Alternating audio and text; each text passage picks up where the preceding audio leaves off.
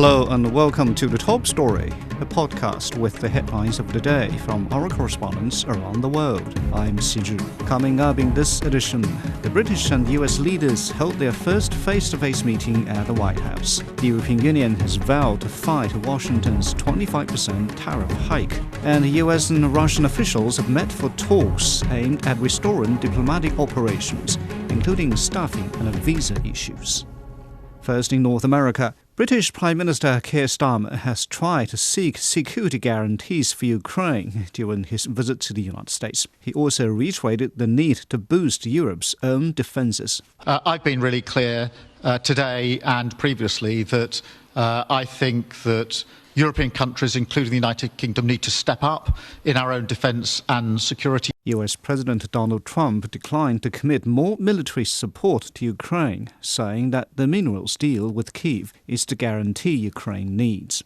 It's the first face-to-face meeting between the two leaders. Starmer's visit to Washington comes on the heels of the French president's trip and ahead of the Ukrainian president's arrival to sign the minerals deal. Nick Harper has more from Washington, D.C. This was a case of good news, bad news for Keir Starmer. There were questions about whether the two men would get along. Remember that Donald Trump loves a good personal relationship. And there were certainly plenty of platitudes coming from the UK Prime Minister. He flattered Donald Trump very early in their Oval Office meeting. He presented him with a letter from the King of England, King Charles, inviting Donald Trump to the palace. So we saw that warm relationship develop between the two of them, and they genuinely seemed to get on in this, their first meeting. If that's the good news, the bad news is that essentially Keir Starmer went away empty-handed. He managed to win no concessions from the US president. Many of the concessions that he was hoping to, along with the European allies when it comes to Ukraine, because Donald Trump's position when it comes to Ukraine really seems to have hardened in the last week or so. In Donald Trump's push for peace, there is this worry for European leaders that he might sell out Ukraine and really give it no future security guarantees, something that European leaders and Ukraine themselves are asking for. And another big ask, NATO membership for Ukraine, something that Europe and Kiev would like to happen. Donald Trump, though, clearly standing firm. He is ruling that out, saying that Ukraine will not have a seat at the NATO. Well, we're expecting that meeting between Donald Trump and Volodymyr Zelenskyy around 11 a.m. local time in Washington on Friday, and that is a high-stakes make-or-break meeting between the two of them. Now, essentially, the two of them say that they will be signing the rare earths deal that they have managed to agree. This is the US extracting rare earth minerals from Ukraine, minerals that are needed in high-tech technology. But the big problem for Volodymyr Zelenskyy is that he wants, in return, security guarantees. He wants to know that Washington has Ukraine's back for the future. Ultimately, he would love to get weapons in the same way that he did from President Joe Biden. Donald Trump says that won't happen, but at the very least, he wants to know that Donald Trump will not abandon Ukraine after a peace deal is signed. There is some concern about how well they will get on and whether or not we will see these long talked about security guarantees actually coming out of the meeting. That was Nick Harper on the meeting between Keir Starmer and Donald Trump.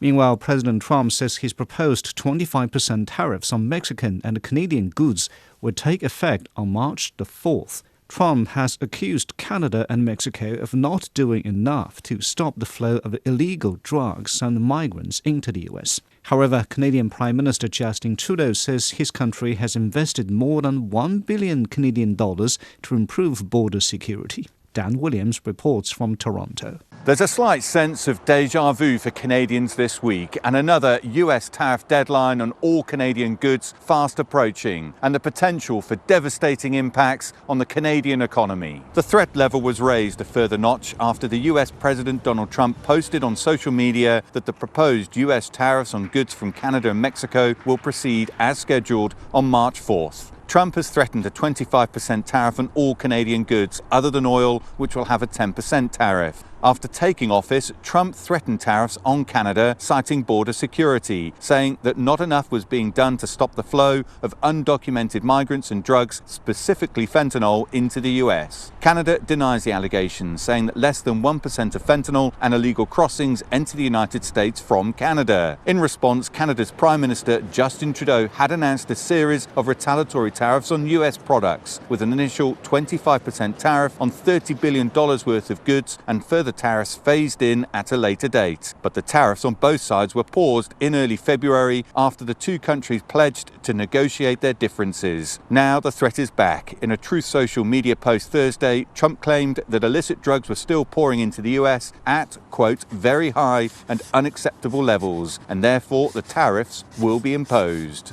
There will be a hope on both sides of the border that, just as was the case a month ago, the two countries will work out an agreement and avoid the potential economic impact these tariffs and counter-tariffs will likely have. That was Dan Williams in Toronto. In Mexico, President Claudia Sheinbaum says she's optimistic about a deal to avoid the upcoming US tariffs. The country's economy minister has met senior US trade officials to discuss a deal. Here's Nick Harper again. Donald Trump is staying true to his word and pressing on with tariffs against his two neighbours, Mexico and Canada. Confirmation that March 4th is the date when both countries will be hit with a 25% duty on goods coming into the US. Mexican President Claudia Sheinbaum addressed the news during a press conference, but she remained optimistic there is still time to work out a deal to prevent the tariffs from taking effect. We know President Trump has a way of communicating and setting negotiation timings and joint work. We must think we can reach an agreement. The latest Trump declaration helped to clear up some confusion. At the first meeting of his new cabinet, he suggested April 4th was the deadline for Mexico and Canada. The March 4th timetable gives President Sheinbaum less time to make her case to President Trump. To help with that, Mexico's economic minister, Marcelo Ebrard, is in Washington for talks on how to avoid tariffs that could have a detrimental effect on Mexico's economy. The new duties could cripple many Mexican businesses and severely damage the country's financial standing. Exports to the US make up about 32% of the country's GDP. Earlier this month, Mexico agreed to deploy 10,000 troops to its side of the US-Mexico border to help stop the flow of illegal drugs and undocumented migrants. It was a promise that elicited a one-month tariff reprieve from President Trump. But despite Mexico's pledge to beef up border security, that March 4th deadline is now looming, with just a few days for Mexico to strike a new deal, with a president seemingly determined to level duties on his two nearest neighbours. That was Nick Harper reporting.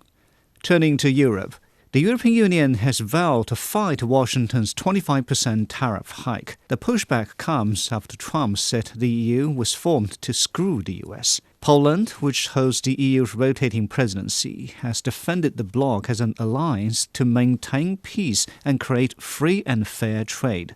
William Denslow reports from Brussels.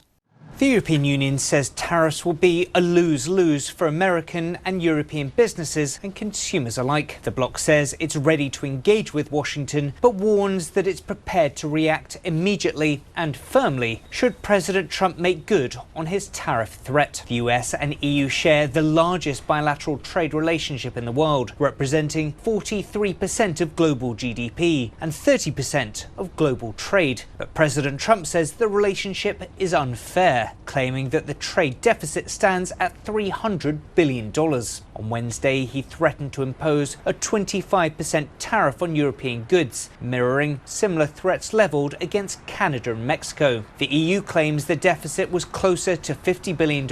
That was in 2023, the most recent data available from the EU. The bloc also says that an imbalance in the trade of goods is largely offset by America's surplus when it comes to services. The EU says it's still lacking details on what exactly the tariffs could look like should they come to pass, and won't comment on potential countermeasures. The bloc adds that it's preparing for any potential outcome, but hopes a worst-case scenario can be avoided. Donald Trump claims that the EU was created to, quote, screw the US. In response, Poland's Prime Minister says it's quite the opposite. Donald Tusk says it was formed to maintain peace between nations, create free and fair trade, and to strengthen the transatlantic friendship. That was William Denslow in Brussels.